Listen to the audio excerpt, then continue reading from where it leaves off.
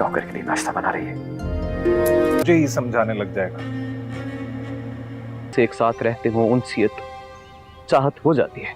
नाजरीन, ऐमन अब अपनी बहन अस्मा को मुरीद की सारी हकीकत बताना चाहती है जो उसे मालूम हो चुकी है। पहले तो वो उससे कहती है कि आप ही, मुझे आप पर बहुत तरस आ रहा है, लेकिन अस्मा उसकी बात को रिजेक्ट करते हुए कहती है कि जब मुझ पे तरस खाने की ज़रूरत थी तो उस वक़्त तो आप लोगों ने मेरी कोई मदद नहीं की और मैं इस सर्वेंट क्वार्टर में एक दुल्हन बन के आ चुकी हूँ। लेकिन ऐमन उससे कहती है कि अब मैं आपको मुरीद की हकीकत बताती हूँ और आप सुनकर संभल भी नहीं पाएंगी। वो बात शुरू ही करती है कि मुरीद उधर से नमूदार हो जाता है। इस तरह ऐमन को अपनी बात बदलनी पड़ती है और वो फ़ौरन बात बदलते हुए कहती है कि हकीकत यह है कि मुरीद एक नौकर है और नौकर ही रहेगा, यानी कि आप मालकन है, मुरीद नौकर है। ये बहुत बड़ा मिस मैच है। और फिर इसके फ़ौरन बाद सीन आ जाता है अरसल और उसकी अम्मी का। वो कन्वर्सेशन कर रहे होते हैं। उसकी माँ उसे कहती है, मुबारक हो, तुम्हारा बिज़नेस यहाँ पर अब रेगुलरली स्टार्ट हो गया है। तो अरसल कहता है कि अम्मी, वैसे मैंने अभी तक ऐमन से वो बात नहीं की। तो वो पूछती हैं, कौन सी बात?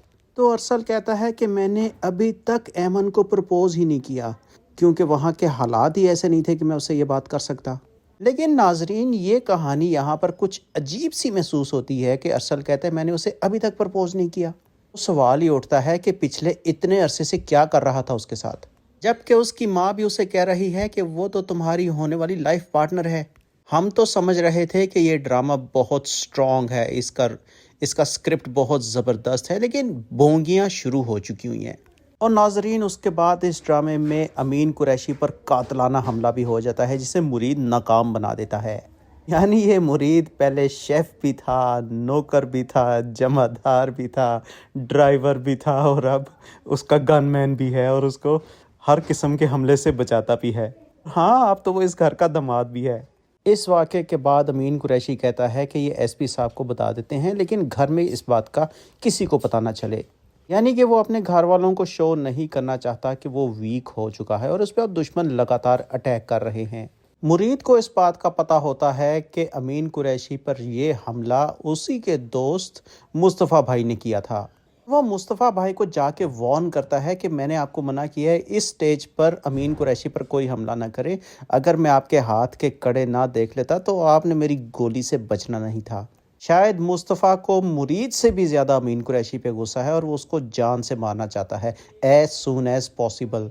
फिर इसके बाद मुरीद और मुस्तफ़ा भाई की एक लंबी सी बोरिंग सी कन्वर्सेशन होती है। मुस्तफ़ा कहता है कि मैं उस औरत को मारना नहीं चाहता जो उसके साथ थी, और मुरीद कहता है कि मैं तुम्हें अमीन कुरैशी को मारने नहीं दूंगा। चलो केक खाते हैं, फिर एक दूसरे को केक खिलाते हैं, पुरानी यादें, पुराने ज़ख्म ताज़ा करते हैं, एक दूसरे को समझाते हैं। मुरीद उसको कहता है कि बेहतर है कि बंदूक का इस्तेमाल मत करो। मुस्तफ़ा उसे कहता है कि बड़ा हो गया, मुझे ही समझाता है, एक्सेट्रा एक्सेट्रा। इस ड्रामे के प्रोड्यूसर को मेरा मशवरा है कि इस किस्म के बोरिंग सीन्स को थोड़ा शॉर्ट करें। और अभी तक जिस तरह से मुरीद और ये मुस्तफ़ा भाई अमीन कुरैशी के दुश्मन बने हुए हैं, अमीन कुरैशी की पर्सनैलिटी देख के तो वो हीरो लगता है इस ड्रामे का, बल्कि वो तो सो कॉल्ड विलन बन के भी इस ड्रामे को डोमिनेट कर रहा है।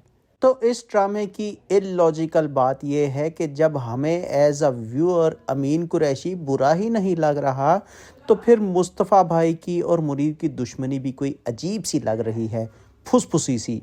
और फिर देखिए, इसके बाद अमीन कुरैशी और मुरीद के डायलॉग चल रहे होते हैं, जिसमें मुरीद उसको अपनी नमक हलाली का यकीन दिला रहा होता है और अमीन कुरैशी उससे कहता है कि मैं समझता हूँ कि मेरा जो दुश्मन है वो बहुत ज़्यादा इंटेलिजेंट है और उसने मेरे ख़िलाफ़ बहुत बड़ी बिसात बिछाई हुई है और गालबन वो मेरा कारोबार भी हथियाना चाहता है। और मुरीद, मैं सिर्फ तुम पर ट्रस्ट करता हूँ, लिहाजा घर के काम काज छोड़ो और मेरा कारोबार संभाल लो, क्योंकि तुम पढ़े लिखे भी हो, मेरे दामाद भी हो, अब मेरा कारोबार संभालो। और गालबन यही तो मुरीद चाहता था। लेकिन वो मुरीद से कहता है कि मेरी ज़िंदगी की सबसे बड़ी ख्वाहिश है कि मैं अपने उस दुश्मन को देखूं जिसने मेरी बेटी को वर्गलाया था और उसे भगा के ले गया था। वो यकीनन बहुत ही चालाक दुश्मन है और मैं अपनी ज़िंदगी में उसे अपने सामने देखना चाहता हूं। तो मुरीद कहता है कि मैं भी वही दिन देखना चाहता हूं कि वो कौन है और वो आपके सामने आए।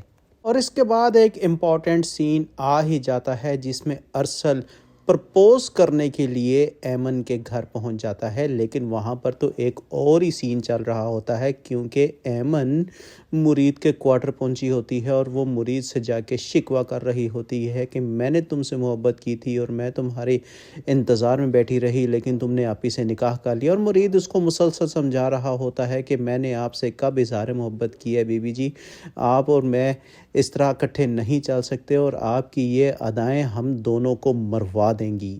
اور وہ دونوں یہ باتیں کر رہے ہوتے ہیں کہ وہاں پر ارسل بھی پہنچ جاتا ہے اور ارسل ان کی ہونے والی تمام بات چیت سن لیتا ہے۔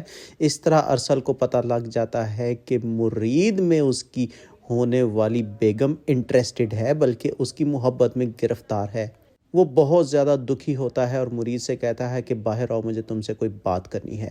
مرید اسے سمجھاتا ہے کہ صاحب اس میں نہ میرا قصور ہے نہ ایمن کا قصور ہے، ہم دونوں بچپن سے اکٹھے پلے بڑے ہیں، انسیت تو ہو ہی جاتی ہے، لیکن میں اس کے محبت کی قدر کرتا ہوں، میں اس سے خود محبت یا کسی ریلیشن میں انوالو نہیں ہوں اور اس کا دامن پاک صاف ہے۔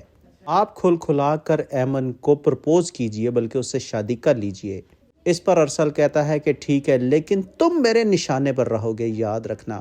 اور ناظرین، اس کے بعد ایک اور امپورٹنٹ سین آتا ہے جب اسما مرید کے پاس آتی ہے اور اس سے کہتی ہے کہ میں اس گھر سے جانا چاہتی ہوں، میں یہاں پر رہنا ہی نہیں چاہتی۔ تو مرید کہتا ہے کہ بیگم صاحبہ میں پہلے ہی بہت پریشان ہوں، میں کچھ سوچنا چاہتا ہوں، پلیز مجھے ڈسٹرب نہ کریں۔ تو اسما کہتی ہے کہ مرید مجھے تم سے کچھ اور بات بھی کرنی ہے۔ تو اس پر مرید بھڑک اٹھتا ہے اور اسے ڈانٹ بھی لاتا ہے کہ میں نے آپ سے کہا نا مجھے ڈسٹرب نہ کریں۔ یعنی ناظرین، اب وہ باقاعدہ دماد بن کر دکھا رہا ہے اور اسما کا نوکر ہونے کے باوجود اس کو شوہر بن کر دکھا رہا ہے، یعنی کہ یہ جن بوتل سے باہر آ چکا ہے۔ اور اس کے بعد یہ ٹائم بھی آ جاتا ہے کہ مرید اپنی اماں کی تصویر کے سامنے ان سے گفتگو کر رہا ہوتا ہے، خود کلامی کر رہا ہوتا ہے کہ اماں آپ نے کہا تھا کہ مالک کے جوتے میں پیر نہیں رکھنا، میں نے مالک کی گردن پہ پیر رکھ دیا ہے اور بہت جلد اس کو سبق سکھا کے رہوں گا، آپ کا بدلہ لے کے رہوں گا۔ اور دیکھیں کیا وقت آ گیا ہے کہ مالکن یعنی کہ اسما نوکر کے لیے کھانا بنا رہی ہے۔